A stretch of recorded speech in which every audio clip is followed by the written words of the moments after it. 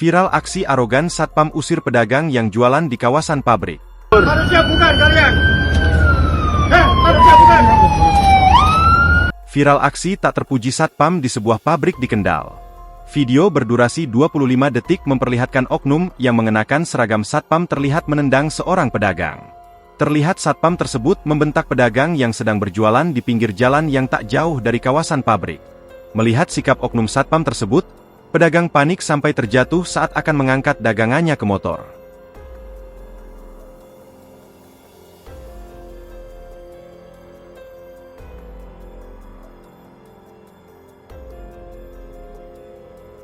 Video yang viral di media sosial membuat netizen mengecam aksi tak terpuji tersebut.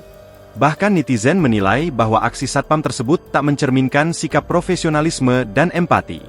Hingga berita ini diturunkan, belum ada pernyataan resmi dari pihak pabrik maupun pihak penyedia jasa keamanan terkait insiden ini. Download Tribun X sekarang, menghadirkan lokal menjadi Indonesia.